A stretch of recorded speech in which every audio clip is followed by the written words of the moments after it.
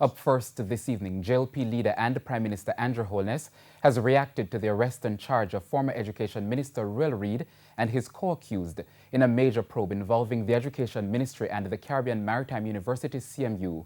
Mr. Holness says though he's saddened about what has happened, the government remains strong against corruption. He was speaking at an Area Council 1 meeting today at the Girl Guides Association of Jamaica in St. Andrew. We have more in this report.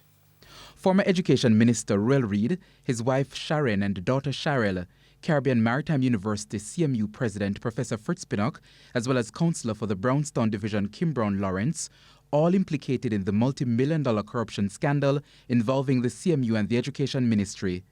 They were arrested and charged last week. JLP leader and Prime Minister Andrew Holness has been watching the developments. There is no question that it saddens me. It saddens the entire party. And I know that you who sit here as well, that you are indeed very saddened, very concerned by what has happened.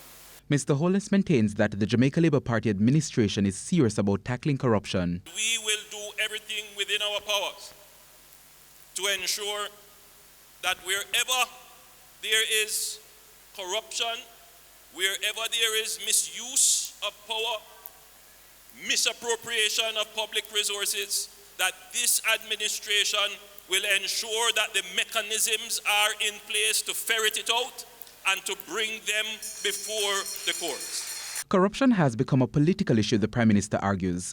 On the face of it, Mr. Holness says nothing is wrong with that because politicians must understand that if he or she engages in or tolerates corruption, there's a political price. Ultimately, this matter, which is a political matter, when the electorate has to now consider and decide what did this government do when they were faced with issues of corruption versus what the pretenders did when they had power. Meanwhile, Mr. Holness says he's noticed a disturbing trend where the opposition wants to place the Integrity Commission, which investigates and prosecutes corruptions, publicly under political pressure. When you start to place pressure on them and they act, what will people believe? People will start to think, oh, they only acted because the opposition brought pressure. And others will think that their actions are politically biased because they only acted because the opposition brought pressure. I think it's a dangerous road on which we are treading. Can you imagine if we were to come out and criticize the police for investigating, MOCA for doing their job, the FID, how that would undermine the integrity of those agencies?